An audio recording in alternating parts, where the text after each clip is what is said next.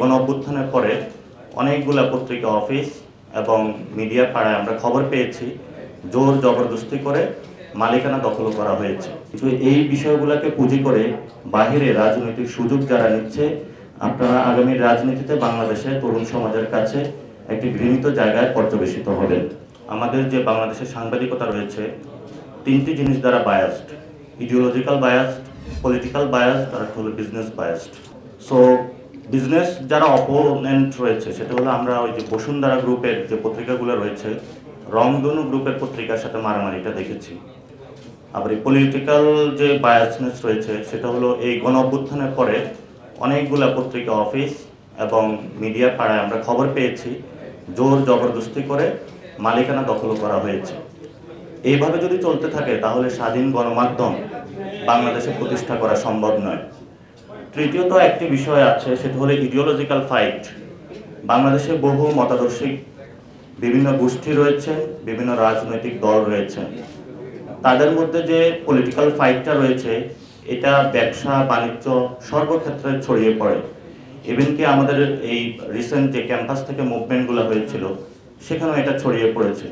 So এই তিনটি জায়গা থেকে যদি আমরা একসাথে বেরিয়ে স্বাধীন গণমাধ্যমের জায়গা থেকে সবাই বস্তুনিষ্ঠ সংবাদ পরিবেশন করতে পারি, হয়তো এই আগামীতে এই সমস্যার সমাধান আমরা করতে পারবো আশা করি। দ্বিতীয়ত একটি বিষয় হলো, শুধু ডেইলি স্টার এবং প্রথম আলোর সামনে হয়নি, আরেকটি পত্রিকা রয়েছে সেটা হলো কালবেলা, ওইটার সামনে প্রবলেম হয়েছিল। তো এই তিনটা পত্রিকার যে প্রবলেমগুলো হয়েছিল আমি ইন্টারনালি অনেকগুলো কাজ করতে হয়েছে, সেই এক্সপিরিয়েন্স থেকে যেটা আমার অবজারভেশনে এসেছে, এখানে পত্রিকাগুলোর প্রতি যাদের রাগ ক্ষোভ অভিযোগ অনেক কিছুই থাকতে পারে, কিন্তু আমরা তো একটি দেশেরই মানুষ, একই সাথে চলাফেরা করি।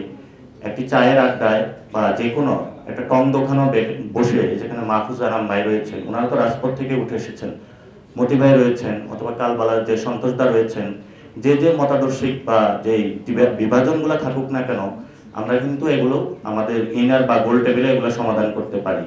কিন্তু এই বিষয়গুলোকে পুঁজি করে বাহিরে রাজনৈতিক সুযোগ যারা নিচ্ছে, আপনারা আগামী রাজনীতিতে বাংলাদেশের তরুণ সমাজের কাছে একটি ঘৃণিত জায়গায় পর্যবেসিত হবেন। তৃতীয়ত যে বিষয়টি বলবো, আমাদের যে এই তারুণ্যের যে একটা আন্দোলন হয়েছিল, সেখানে যে অনেকগুলা ভাষার সৃষ্টি হয়েছিল। সো আমরা এখানে একটি কথা বলে থাকি যে গণমাধ্যমের জায়গা থেকে রাজনৈতিক ব্যক্তিবর্গের কথাগুলো অনেক বেশি আসে, এবং যারা বিজনেস পার্সন এবং যারা সমাজের এলিট শ্রেণী তাদের কথাগুলা মিডিয়া পাড়ায় বা এটা গণমাধ্যমের যে শাখায় হোক সব জায়গায় বেশি আসে। যে খেটে খাওয়া একজন যিনি টমেটোর এই যে ভালো দাম না পেয়ে নিজের ফাঁসিটা নিজে দিচ্ছেন, বিভিন্ন গণ অভ্যুত্থানে অনেক যারা রিকশাওয়ালা আন্দোলন করেছিলেন, সেই ভাষাগুলো এখনো পর্যন্ত আমরা গত 3 মাসে গণমাধ্যমে দেখতে পাইনি। সেই জায়গা থেকে আমরা হতাশ। তবে আমরা এই ক্ষেত্রে ইন্টারন্যাশনাল জায়গা থেকে যারা ইন্ডিয়া এবং অন্যান্য জায়গায় যে মিস ইনফরমেশনগুলো হচ্ছে সেগুলোর বিরুদ্ধে বাংলাদেশে যতই বিভাজন থাকুক না কেন, আমরা গত কয়েকদিনে কতটুকু এগুলোকে কাউন্টার করতে পেরেছি সেটা আমাদের বিবেকের কাছে আমরা দায়বদ্ধ থাকব।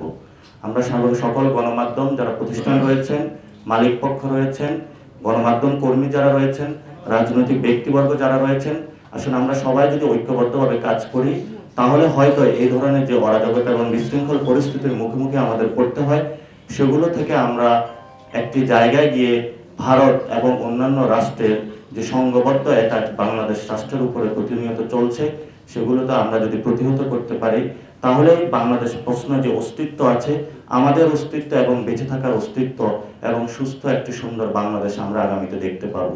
এই লড়াইয়ে যদি আমরা হেরে যাই তাহলে বাংলাদেশ রাষ্ট্রের কোনো ভবিষ্যৎ নাই।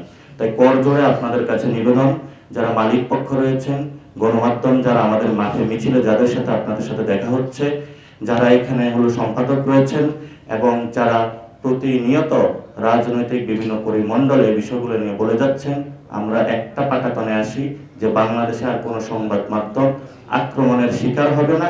যেখানে আক্রমণের শিকার হবে তাদেরকে আমরা সবাই ঐক্যবদ্ধভাবে প্রতিহত করব।